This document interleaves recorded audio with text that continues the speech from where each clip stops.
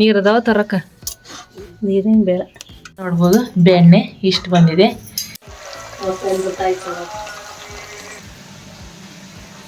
ಬೆಳ್ಳುಳ್ಳಿ ಎಲ್ಲ ಇಟ್ಕೋಬೇಕಾ?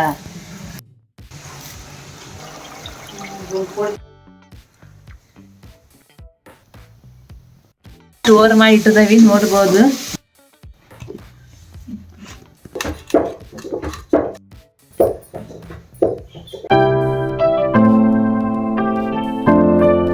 Welcome back to HY ಕುಟುಂಬ ಅಂತ. ಇವತ್ತಿನ ಹೇಳಿದ್ರೆ ಬೆಣ್ಣೆ ತುಪ್ಪ ಹೇಗೆ ತಯಾರು ಮಾಡ್ತೀವಿ ಇನ್ಫಾರ್ಮೇಶನ್ ಕೊಡ್ತೀನಿ. ಅದಕ್ಕಿಂತ ಮುಂಚೆ ನೀವೇನು ನಮ್ಮ ಚಾನಲ್ಗೆ 15 ನಿಮಿಷಕ್ಕೆ ಬಂದ್ಬಿಡುತ್ತೆ ಅಂತ ಹೇಳಿದ್ರ ಅಮ್ಮ. ಮರಿಬೇಡಿ. ಬನ್ನಿ ನೋಡ್ಬೋದು ಆಲ್ಮೋಸ್ಟ್ ಬೆಣ್ಣೆ ಬಂದಿದೆ. ವಾವ್. ನಾವೇನು ಮಾಡ್ತೇವೆ ಅಂತ ಹೇಳಿದ್ರೆ ನಮಗೆ ತಿನ್ನಕ್ಕೆ ಅಂತ ಏನೋ ಹಾಲು ಇಟ್ಕೊಂಡಿರ್ತೇವೆ. ಇವತ್ತು ನೈಟ್ ಎಲ್ಲ ಮೊಸರು ಮಾಡ್ತಿರ್ತವಲ್ಲ, ಸೊ ಉಳಿದ್ರಂಥ ಮೊಸರು ನೆಕ್ಸ್ಟ್ ಡೇ ಅದು ಉಳಿ ಬರುತ್ತೆ. ಹಾಗೇನೆ ಈಗ ಹಾಲು ಕಸಿದಾಗ ಗಟ್ಟಿ ಕೆನೆ ಬರುತ್ತೆ. ಕೆಲವೊಬ್ರು ತಿಂತಾರೆ, ಕೆಲವೊಬ್ರು ತಿನ್ನಲ್ಲ. ಸೊ ಅದನ್ನೆಲ್ಲ ಸ್ಟೋರ್ ಮಾಡಿ ಇಟ್ಕೊಂಡು ಅದರ ಕೆನೆ ಎಲ್ಲ ತೆಗೆದು ಒಂದು ಡಬ್ಬದಲ್ಲಿ ಅಥವಾ ಬಾಕ್ಸಲ್ಲಿ ನಿಮ್ಗೆ ಯಾವುದು ಕನ್ವೀನಿಯೆಂಟ್ ಆಗುತ್ತೋ ಅದರಲ್ಲಿ ನಾವು ಸ್ಟೋರ್ ಮಾಡಿ ಇಟ್ಕೋಬೇಕು. ಸ್ಟೋರ್ ಮಾಡಿ ಅದನ್ನು ನಾವು ಫ್ರಿಜ್ ಒಳಗೆ ಇಡೋದ್ರಿಂದ ಅಥವಾ ಹೊರಗಿಡ್ತೀನಿ ಅಂದ್ರೆ ಓಕೆ, ಹೊರಗಿಟ್ರೆ ಏನು ಪ್ರಾಬ್ಲಮ್ ಇಲ್ಲ. ಮುಂಚೆಲ್ಲ ಹೊರಗೆ ಇಡ್ತೀವಿ. ಅಕಸ್ಮಾತ್ ಫ್ರಿಜ್ ಇತ್ತಂದ್ರೆ ಫ್ರಿಜ್ ಒಳಗೆ ನಾವು ಸ್ಟೋರ್ ಮಾಡಿ ಆ ಬಾಕ್ಸ್ನ ಇಡ್ಬೋದು. ಸೊ ಅದನ್ನು ನಾವು 1 ವೀಕ್ ಅಂದರೆ ತುಂಬ ಆಯಿತು ಅಂತ ಹೇಳಿದ್ರೆ 3 ಡೇಸಿಗೆ ಒಂದ್ಸತಿ ಮಾಡ್ತೇವೆ. ಇಲ್ಲ ಅಂತ ಹೇಳಿದ್ರೆ ವೀಕ್ಲಿ ಒಂದ್ಸತಿ ಆದರೂ ಮಾಡ್ತೇವೆ. ಆ ಥರ ಸ್ಟೋರ್ ಮಾಡಿ ಇಟ್ಕೊಂಡು ಅದಾದ್ಮೇಲೆ ನಾವು ಮುಂಚೆ ಬಾಕ್ಸ್ ಅಂದರೆ ಕಡಗಲಿತ್ತು, ಅದರಲ್ಲೇ ಕಡಿತಾ ಇದ್ವಿ. ಸೊ ಇವಾಗ ತುಂಬ ಜಾಸ್ತಿ ಬೆಣ್ಣೆ ಬರ್ತಿರೋದ್ರಿಂದ ನಾವೇನು ಮಾಡಿದ್ವಿ, ಒಂದು ಮಿಷನ್ನ ತಗೊಂಡ್ವಿ. ಇದು ಸಾಗರದಲ್ಲಿ ತಗೊಂಡಂಥ ಮಿಷನ್. ಸುಮಾರು 3,500ದಿಂದ 4,000 ಬಿತ್ತು ಅಂತ ಅನಿಸುತ್ತೆ. ಆವಾಗ ತಗೊಂಡಿದ್ದೀವಿ 2ನೇ ಮಷಿನ್. ಸೊ ಈ ಥರ ನಾವೇನು ಮಾಡ್ತೀವಿ, ಮಿಷಿನಲ್ಲಿ ಹಾಕಿ ಕಡಿತೀವಿ. ಆ ಮಷಿನ್ಗೆ ಯಾವ ಥರ ಬೇಕಂತ ಹೇಳಿದ್ರೆ ದೊಡ್ಡ ಪಾತ್ರೆ ಇತ್ತು, ದೊಡ್ಡ ಪಾತ್ರೆ ಇಲ್ಲ, ದೊಡ್ಡ ಸ್ಟೀಲಿಂಗ್ ಬಾಕ್ಸ್ ಒಂದು 15 ಲೀಟ್ರ್ ಹಾಲು ಹಿಡಿತಲ್ಲ ಆ ಥರ ಬಾಕ್ಸ್ ಇದ್ರೆ ಆ ಥರ ಬಾಕ್ಸ್. ಅಯ್ಯೋ ಮಿಷನ್ ಎಲ್ಲ ಏನು ತಗೊಳೋದು ಅಂತ ಅಂದ್ಕೊಂಡ್ರೆ, ಮಾಮೂಲಿ ನೀವು ಮನೇಲಿ ಏನು ಸಣ್ಣ ಸಣ್ಣ ಚಾಕ್ಲೇಟ್ ಎಲ್ಲ ಕೊಡ್ತಾರಲ್ಲ ಅದೇ ಭರಣಿಯಲ್ಲಿ ಏನಾದರೂ ತುಂಬಿಟ್ರೆ ಅದನ್ನೇ ನಾವು ಕೈಯಲ್ಲೇ ಮೇಲೆ ಕೆಳಗೆ ಗುಜು ಗುಜು ಗುಜು ಗುಜು ಮಾಡಿದ್ರೆ ಕುಲುಕ್ಸಿದ್ರೆ ಬೆಣ್ಣೆ ಬರುತ್ತೆ. ಆ ಥರನೂ ಕೂಡ ನಾವು ಮುಂಚೆ ಎಲ್ಲ ಮಾಡ್ತಾ ಇದ್ವಿ. ಸೊ ಆ ಥರನೂ ಮಾಡ್ಬೋದು. ಇಲ್ಲ ಕಡಗಲ್ ಇತ್ತಂದ್ರೆ ಕಡಗಲಲ್ಲೂ ಕಡಿಬೋದು. ಸೊ ಏನು ಇಲ್ಲ ಅಂತ ಹೇಳಿದ್ರೆ ನೀವು ಮಷಿನ್ ತಗೋಬೋದು ಅಂದರೆ ಮಷಿನನ್ನು ತಗೊಂಡು ಈ ಥರ ಮಾಡಿ. ಹಾಗೆ ನಾವು ಫ್ರಿಜ್ಜಲ್ಲಿ ಏನಾದರೂ ಸ್ಟೋರ್ ಮಾಡ್ತೇವೆ ಅಂತ ಹೇಳಿದ್ರೆ ಐಸ್ ಆಗಿರುತ್ತಲ್ಲ, ಸೊ ಹೊರಗೆ ಸ್ವಲ್ಪ ಹೊತ್ತು ಬಿಟ್ಟು ಅದಾದ್ಮೇಲೆ ಕಳೆಯೋದ್ರಿಂದ ಸೂಪರಾಗಿ ಬೆಣ್ಣೆ ಬರುತ್ತೆ ಮತ್ತು ಸಖತ್ತಾಗಿ ಬರುತ್ತೆ.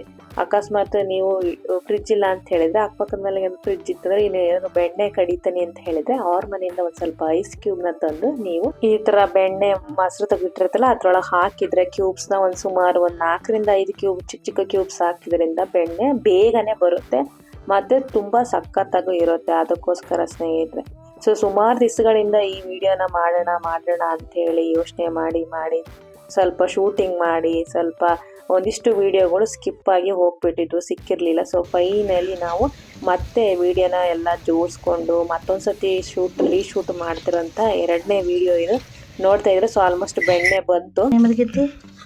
ಯಾಕೆ ಸ್ವಲ್ಪ ನೀನು ಹೇಳಿದ ಮೊಸರು ರಾತ್ರಿ ತಿನ್ಬಾರ್ದು ಅಂದ್ರೆ ಹೊಟ್ಟೆ ಗಟ್ಟಿ ಆಕತ್ತಂತೆ.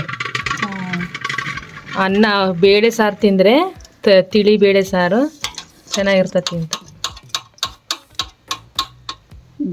ಬೆಣ್ಣೆ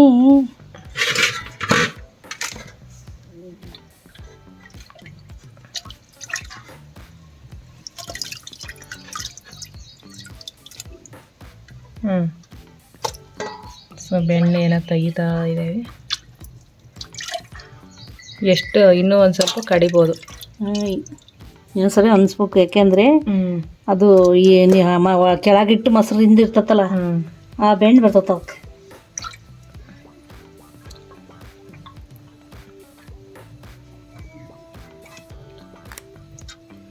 ಇನ್ನೊಂದ್ಸರಿ ಏನು ಜಾಸ್ತಿ ಬೆಣ್ಣೆ ಬರಲ್ಲ. ಇವಾಗಲೇ ನೋಡಿ ಎಷ್ಟೊಂದು ಬೆಣ್ಣೆ ಬಂತು. ನೋಡ್ಬೋದು ಬೆಣ್ಣೆಯಲ್ಲಿ ಬೆಣ್ಣೆ ದೋಸೆ ಮಾಡ್ಬೋದು.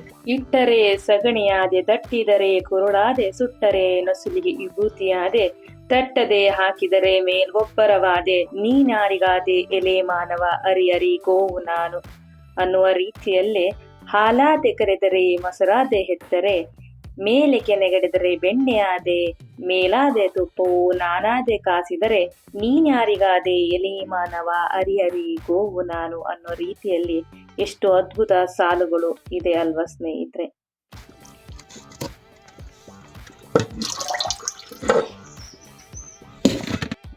ನೀರದಾವ ತರಕ ನೀರಿನ ಬೇಡ ಸೈಡ್ಗೆಲ್ಲ ಹತ್ತೈತಾವ. ಆಮೇಲೆ ಲಾಸ್ಟಿಗೆ ಇನ್ನೊಬ್ಬರು ತೆಗಿಲೇಬೇಕು.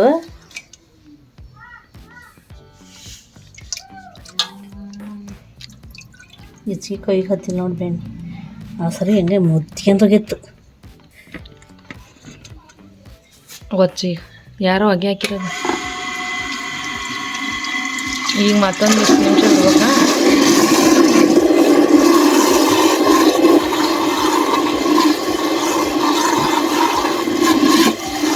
ನೋಡ್ಬೋದು ಬೆಣ್ಣೆ ಇಷ್ಟು ಬಂದಿದೆ. ಬೆಣ್ಣೆ ಕಾಯಿಸೋಕ್ಕೆ ಬೇಕಾಗುವ ಸಾಮಗ್ರಿ ಉಪ್ಪು, ಮೆಂತೆಕಾಳು, ಏಲಕ್ಕಿ, ಲವಂಗ, 2 ಬೆಳ್ಳುಳ್ಳಿ ಮತ್ತು ಅರಿಶಿಣದೆಲೆ, ಇಲ್ಲ ಅಂದ್ರೆ ಇಲ್ಲದೆಲೆ, ಅರಿಶಿಣದೆಲೆ ಇಲ್ದಾರ ಇಲ್ಲದೆಲೆ ಹಾಕಿ ಇಳೆದೆಲೆ ನೋಡ್ಕೊಡಿ ಚೆನ್ನಾಗಿ. ಇದು ಅರಿಶಿಣದ ಎಲೆ. ಅರಿಶಿಣದ ಎಲೆ ಇಲ್ಲಾಂದ್ರೆ ಎಳೆದೆಲೆನ ಹಾಕಿ ಕಾಸ್ಕೋದು ಅಮ್ಮ ಹೇಳಿದಾಗೆ. ತುಪ್ಪ ಕಾಪಾಡ್ತಾ ಇದ್ದೀನಿ.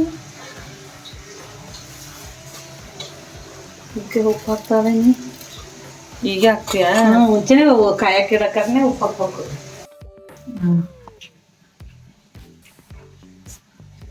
ಏಲಕ್ಕಿ, ಲವಂಗ.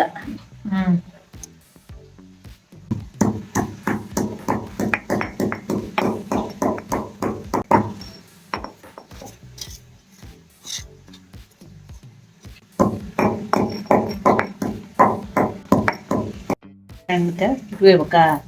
ಆಮೇಲೆ ಒಂದು ಸ್ವಲ್ಪ ಬೆಳ್ಳುಳ್ಳಿ ಕೆನದು. ಬೆಳ್ಳುಳ್ಳಿ ಈಗ ಹಾಕೋದಲ್ಲ, ಇದು ಲಾಸ್ಟಿಗೆ ಹಾಕೋದಿದೆ. ಬದಲ ತೆಗಪಿಕೆ ಅಂದ್ರೆ ಸಾಕಿದೆ ಈ ಥರನ. ಕುಟಾಣಿಯಲ್ಲಿ ಕೊಟ್ಟಿದಂತ ಮೆಂತೆಕಾಳು, ದೇವಂಗ ಏಲಕ್ಕಿಯನ್ನ ನಾವು ಈಗ ಹಾಕೊಳ್ತಾ ಇದೀವಿ. ಇದು ತುಪ್ಪ ಸೂಪರ್ ಆಗಿ ಕಾಯ್ಬೇಕು.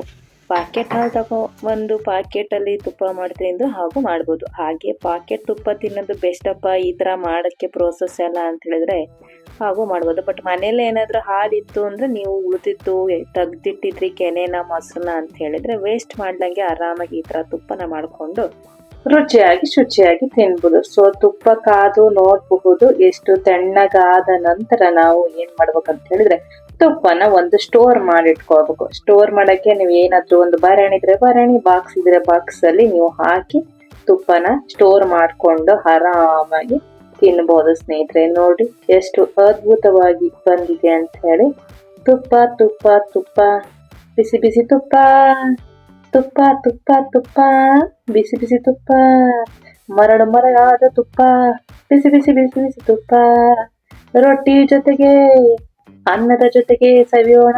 ತುಪ್ಪ ತುಪ್ಪ ತುಪ್ಪ, ಸೂಪರ್ ಆಗಿ ಬಂದಿದೆ ಅಲ್ವಾ ಸ್ನೇಹಿತರೆ ತುಪ್ಪ. ಸೊ ಇದಾಗಿತ್ತು ಇವತ್ತಿನ ವಿಶೇಷತೆ. ಬರೀ ತುಪ್ಪ ತೋರಿಸಿದ್ರೆ ಸಾಕ? ತುಪ್ಪ ಹೇಗ್ ಬಂದಿದೆ ಅಂತ ನೋಡೋದ್ ಬೇಡ.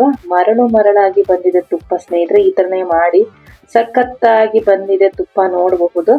ಈ ತರ ಸ್ಟೋರ್ ಮಾಡಿಟ್ಕೊಂಡು ನೀವು ಗಟ್ಟಿ ಆಗಿ ತಿಂತೇನೆ ಈ ತರ ಗಟ್ಟಿಯಲ್ಲಿ ತಿನ್ಬೋದು. ಅಥವಾ ನೀವು ಈ ಕಡುಬು ಜೊತೆಗೆ, ಗೋಧಿ ಕಡುಬು ಜೊತೆಗೆ ಅಥವಾ ರೊಟ್ಟಿ ಜೊತೆಗೆ ಈ ತರ ನಾವು ತಿಂತೇನೆ ಅಂತ ಹೇಳಿದ್ರೆ ಈ ತರ ಮಾಡಿಟ್ಕೊಂಡ್ಬಿಟ್ರೆ ಸೂಪರ್ ಆಗಿ ಬರುತ್ತೆ. ನೋಡ್ಬೋದು ಎಷ್ಟು ಮರಳಾಗಿ ಬಂದಿದೆ ತುಪ್ಪ.